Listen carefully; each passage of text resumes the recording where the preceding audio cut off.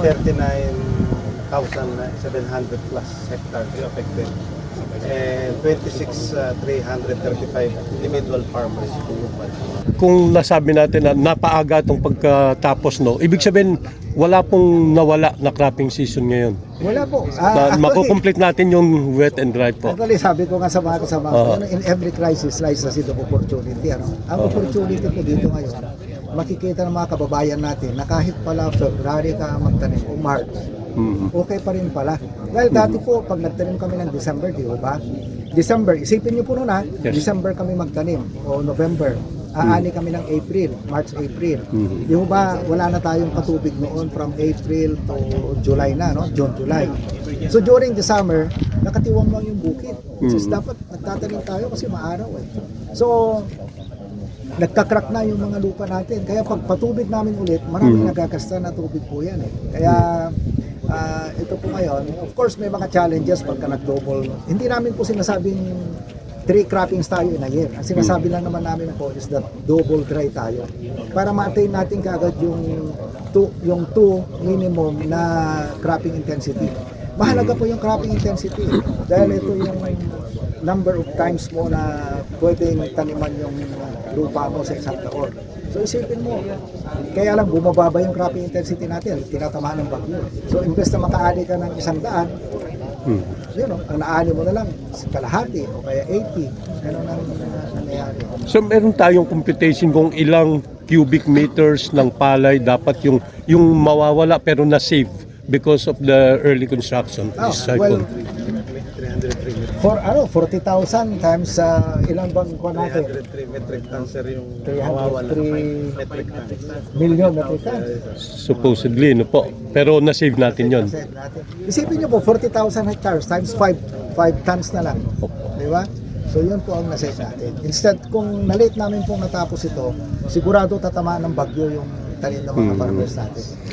Well, sabi niyo sir na mas matibay ito kaysa sa dati, sir.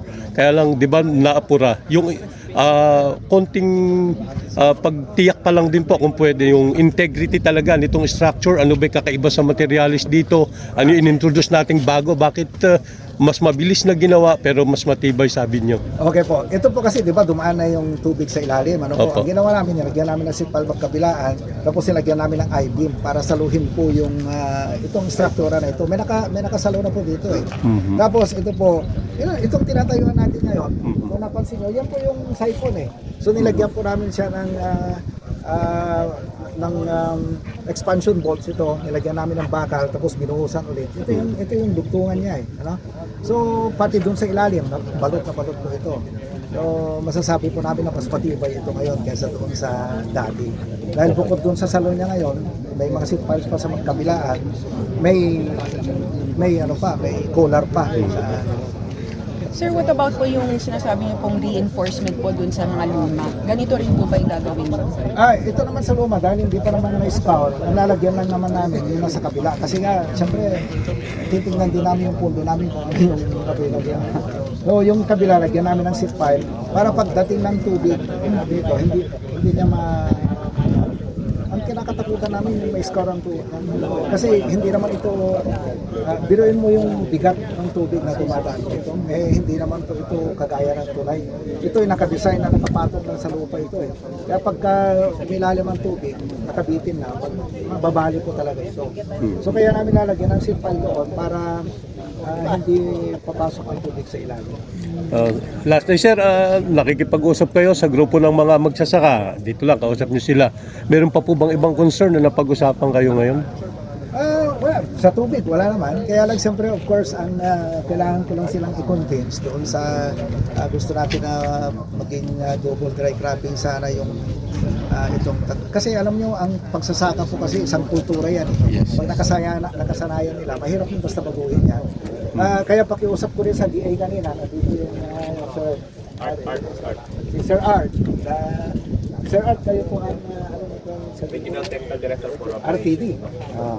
Sabi ko kay Sir Art, eto na ako yung charts natin, ipakita sa kanila na kahit pala February magtanim, okay pa rin. So, ang challenge namin ngayon kung paano makonvince yung mga farmers natin na mag-go dry kasi maraming challenges dito. sasabihin nila, o paano yung daga dyan, yung mga peste.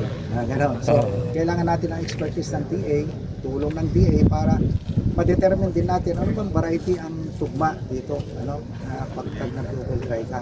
At yung support na mechanization, kasi ang challenge sa double dry yung synchronization Kaya pag hindi mo na synchronize ito, tatamaan talaga ng peste ito, tatamaan ng daga, sa luwang ito, Sabi ko, i-concentrate dito yung mga farm equipment, sa planting equipments, yung variety na maganda na makita natin po.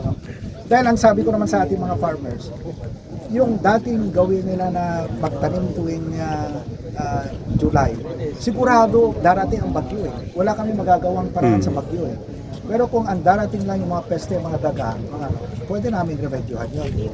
So, pero yung weather, hindi po. mahalaga rin talaga yung DA kasi sila nagre-release ng binhe at ng pataba, sir. Tama po. Oo. Sa kanila po galing yung mga assistants natin. So, ang mga farmers naman po natin, hindi mo naman makonsinsan kung wala ka rin naman ibigay na assistance sa kanila, di ba?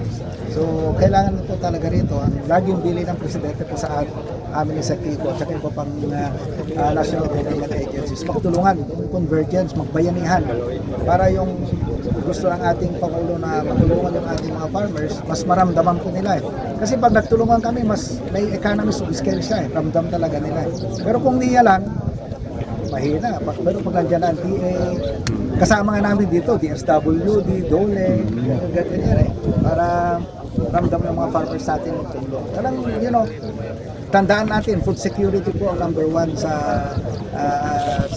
sa agenda ng ating Pangulo. So, ang mga farmers po natin ang panganay sa kanyang priority. Okay, thank you very much, sir. Thank you. So much for Thank you.